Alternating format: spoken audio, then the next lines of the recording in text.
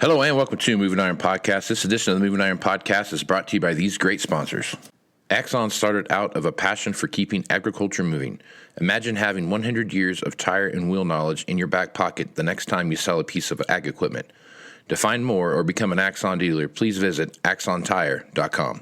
This podcast is also brought to you by Valley Transportation. Valley Transportation has been hauling ag and construction equipment across the country for the past 33 years. Call Parker at 800-657-4910 or go to valleytransinc.com for all your trucking needs.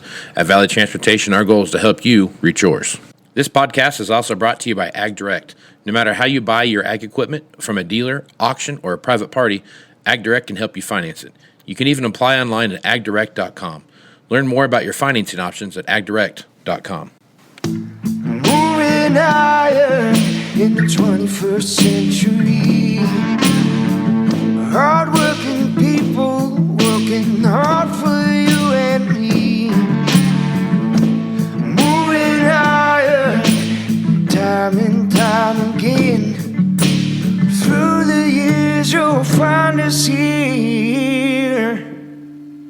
Moving Iron. Hello and welcome to Moving Iron Podcast. Mark, this is Shawn Hackett. This edition of the Moving Iron Podcast is brought to you by Axon Tire, helping dealers move more iron for the past 100 years. For more information, go to axontire.com. Also, Valley Transportation has been hauling ag and construction equipment across the country for the past 33 years. Call Parker at 800-657-4910 for all your trucking needs. At Valley Transportation, our goal is to help you reach yours. And no matter how you buy your ag equipment, from a dealer, auction, or a private party, Ag Direct can help you finance it. You can even apply online at agdirect.com. Learn more about your financing options at agdirect.com. Shawn is with Hackett Financial out of Boca Raton, Florida, and nice enough to come on a couple times a week to talk about what's happening in the marketplace. So, Shawn, how you doing this morning?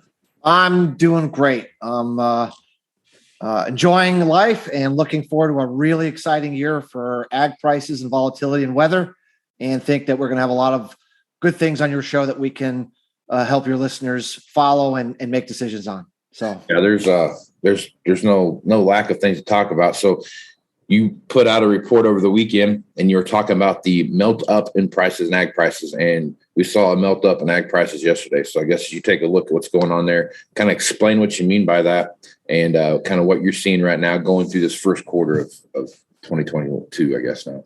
Well, we're monitoring all these different indicators. One was the all cash commodity index broke out to an all-time new high over the past 2 weeks, higher than 2012. So that's a first sign that we could be in one of these melt-up phases. Then the all ag cash commodity index also broke out to all-time new highs this past week, confirming the all commodities.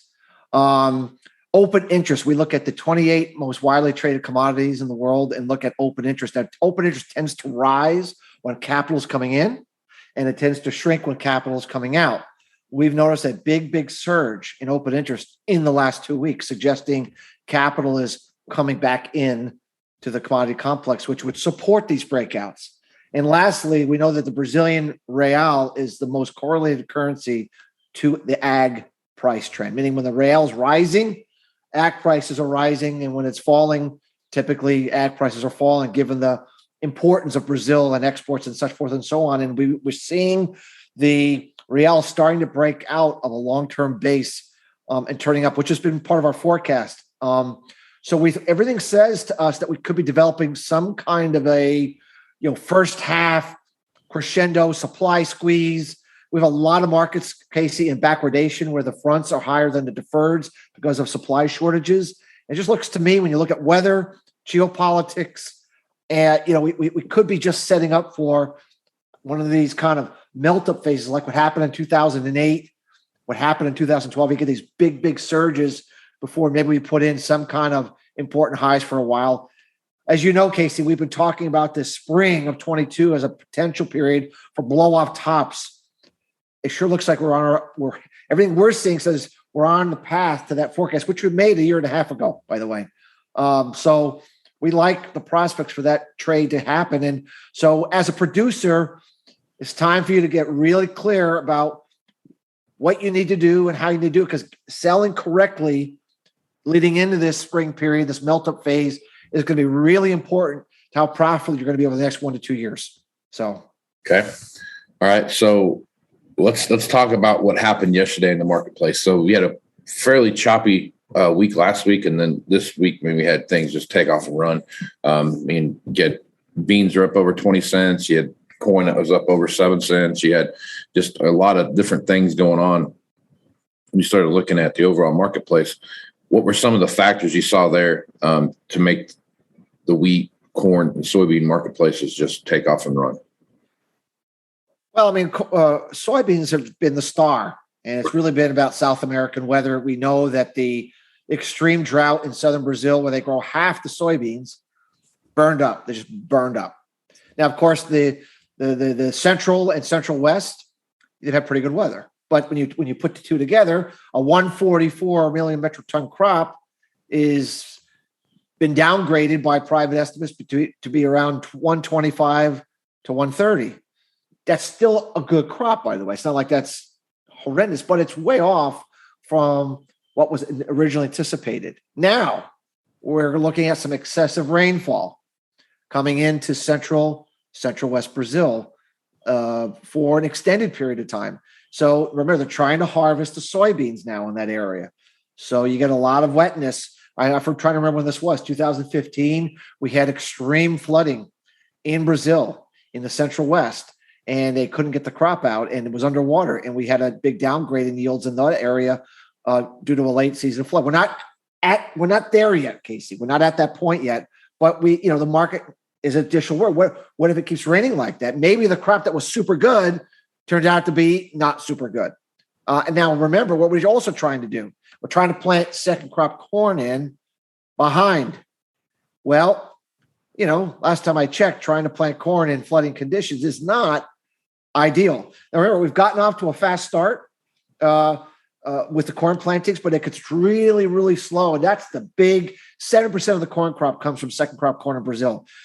You throw that now we're getting a reemergence of drought and dryness and heat in Argentina, where they got some of those rains in the last few weeks. Just a lot of weather worry, Casey. And that keeps the market on edge. It keeps the market worried about these supply shortages. And so that's really what's starting to bring, some buying now into the corn market a little more than is this worry over these things. So I don't really see this weather scenario ebbing right now. I think it's going to still be on the table, and the market's going to have to continue to try to figure out, has it priced it all in or not? Right now, I don't think you can say for sure that it has, because we're still emerging. So, yep. All right, let's talk about what's going on over in the protein market over there. Beef and hogs. You take a look what's there. Beef prices have really tightened over the last couple of weeks. Those margins, we still have good margins, those kind of things like that, but the prices are starting to kind of firm up a little bit. You don't see these wild swings up and wild swings down. You're starting to see some kind of stuff kind of standardized there in the middle. As you look at what's going on, what are your thoughts there? And looking forward through this calving season going into the spring, what are your thoughts there? Well, we've already talked, I believe, about how we have just a substantially lower amount of animals for cattle and for hogs that are definitely going to keep production compressed, and that's bullish. But for cattle specifically, remember that a lot of the lower end beef comes from Australia that we import, comes from New Zealand that we import, and we know that we had this huge. We're in the midst of a huge herd rebuilding effort in Australia post their drought. So the imports of available beef coming from Australia is way down.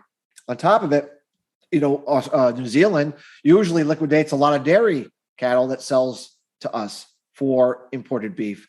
And, their prices are very high. Their profitability is very high. And their herd is, they're just not liquidating to the degree that they normally would be.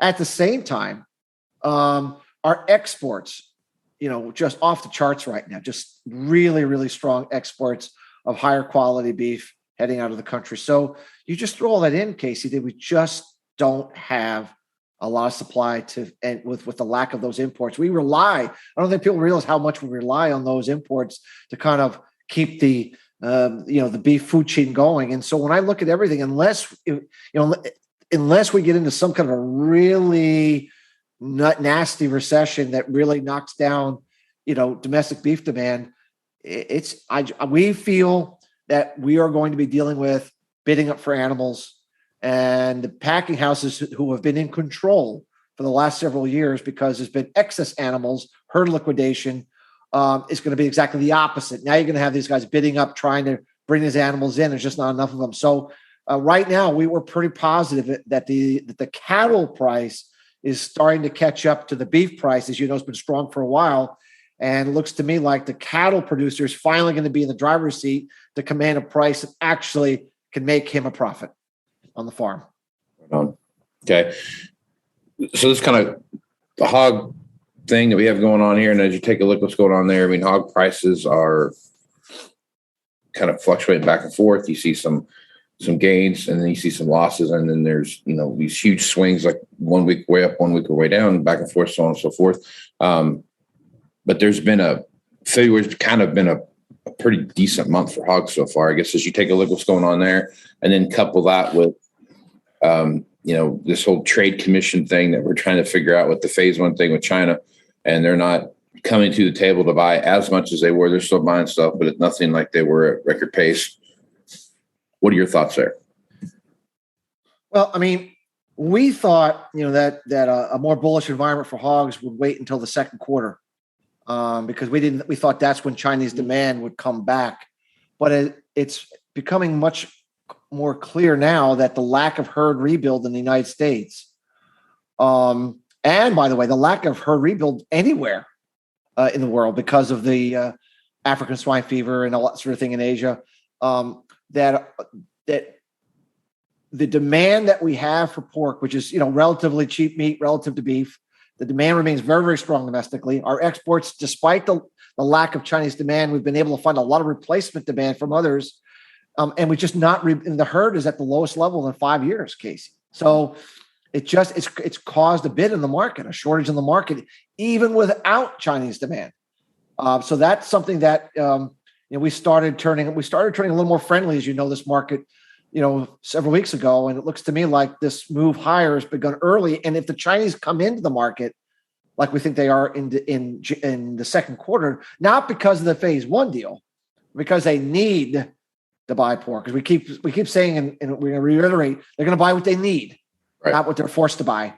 I don't know. The hog market looks pretty good to us heading into the second quarter, Casey. It looks like it could be a pretty good environment for hog producers, and some pretty good period for profitability. So you definitely need to be looking at, your selling and cash marketing opportunities as a hog producer. You could be looking at a pretty good period to monetize some pretty good equity into your business. So we like what we're seeing in hogs. Well, the whole livestock sector, the whole animal sector looks good to us, Casey. Lack of supply, good demand, good exports, and the world saying we want to put you all out of business says, kind of like the crude oil business, says that's an environment for higher prices. So. Right on. Okay. Well, make sure you turn back in here Thursday when Shawn talks about what's going on in the soft markets as well as the energy markets. So, Shawn, appreciate you being on the podcast. If folks want to reach out to you and get more information about what you're doing at Hackett Financial, what's the best way to do that?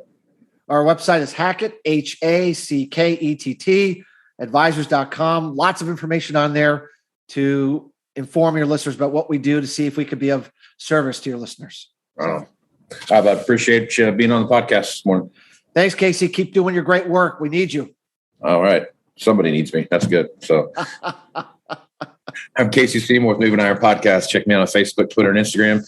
That's where you find the latest editions of the Moving Iron Podcast. Also go to MovingIronLLC.com for everything Moving Iron related, as well as the Moving Iron Summit coming up in Nashville, Tennessee, September 6th, 7th, and 8th. If you're interested in doing that, check that out. Send me an email at MovingIronPodcast at MovingIronPodcast.com, and I'll get you all the information that you need there. So basically, if you're in the sales side of a dealership and you want to meet other people that are in the sales side of the dealership, and get some good information from guys like Shawn that are going to give a little more in-depth dive to what they talk about here on the podcast, it's a great place to go check that out. So give me an email at MovingIronPodcast, MovingIronPodcast.com, or go to MovingIronLLC.com for all the information about the Moving Iron Summit. So with that, I'm Casey Seymour with Shawn Hackett. Let's go inspire, folks. Out. Axon Tire is going to have more tips, tricks, and client advice throughout the year, and in September at the Moving Iron Summit in Nashville. If you're looking to sign up for the event, please head over to MovingIronLLC.com. We hope to see you there. Valley Transportation has been hauling ag and construction equipment across the country for the past 33 years. Call Parker at 800-657-4910 or go to valleytransitinc.com for all of your trucking needs.